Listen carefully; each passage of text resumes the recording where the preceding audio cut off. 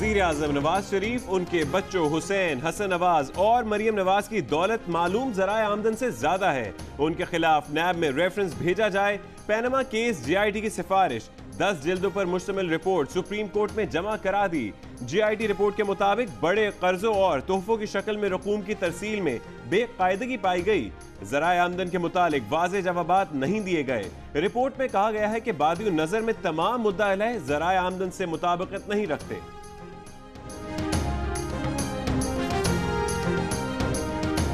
हुकूमत ने JIT की रिपोर्ट को रद्दी करार देकर मुस्तरद कर दिया।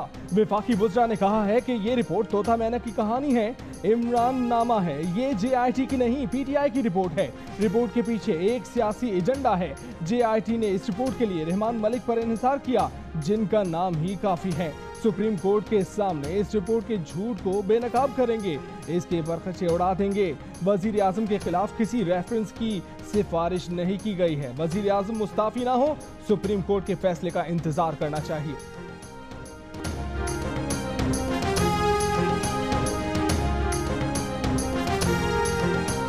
इमरान खान ने कहा है कि हमारे जो खदशात थे दुरुस्त साबित हुए। नवाज शरीफ फौरी मुस्ताफी हों, उनका गेम खत्म हो चुका है। अब देखना है कि वो कब वजीर आजम हाउस छोड़ते हैं।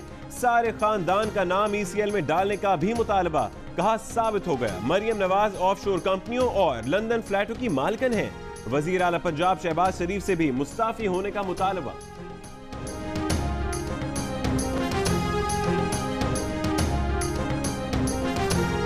पैनमा केस JIT की रिपोर्ट में कहा गया है कि वजीर आजम के असासे जराए आमदन से ज्यादा पाए गए हैं। नवाज शरीफ असासे बनाकर बच्चों के नाम पर जाहिर करते रहे।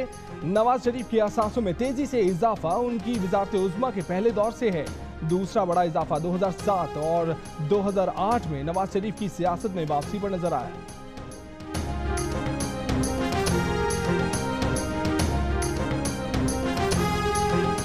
मरियम नवाज शरीफ ने JIT में जाली दस्तावेजात जमा कराई, जो एक जुर्म है। उनका यह दावा गलत निकला कि वो एवन फील्ड प्रॉपर्टीज की ट्रस्टी हैं। वो उन प्रॉपर्टीज की मालिक निकली। मरियम, हुसैन और कैप्टन सफदर ने हकायक छुपाने वाली दस्तावेजात पर दस्तखत भी किए। JIT की रिपोर्ट में इल्जाम।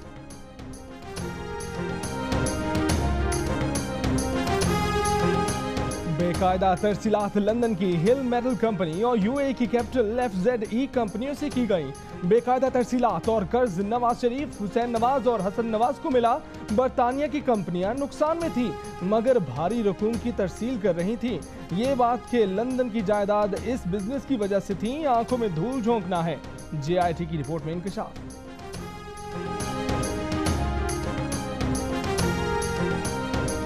नवाज शरीफ ने कैपिटल FZE में मुलाजमत की, माहाना 10,000 दिनार तनख्वाह ली। UAE ने नवाज शरीफ को 2009 से 2015 तक के लिए रिहायशी वीजा जारी किया। JIT का रिपोर्ट में दावा।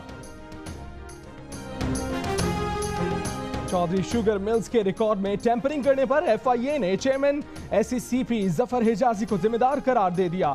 सुप्रीम कोर्ट ने कहा जफर हिजाजी ने जानबूझकर इंसाफ की राह में रुकावट डाली, मातहत अफसरान पर दबाव डाला और धमकियां दी। ये भी देखना है कि जफर हिजाजी ने किसके कहने पर टेम्परिंग की।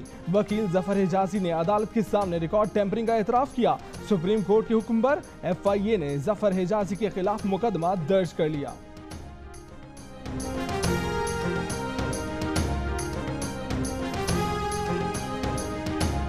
सुप्रीम कोर्ट ने JIT से मुतालिक छपने वाली खबरों का नोटिस ले लिया। जंग ग्रुप के editor in chief Mir Shakeelur Rahman, publisher Mir Javedur Rahman और दी न्यूज के रिपोर्टर अहमद नूरानी को शो कॉज नोटिस जारी।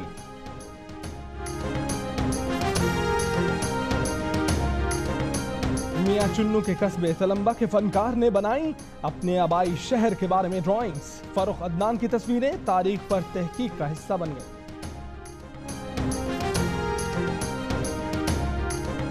और पाकिस्तान में फुटबॉल फैंस को भरपूर तफरीह फराहम करने के बाद दुनिया के 7 टॉप फुटबॉलर्स वापस रवाना हो गए।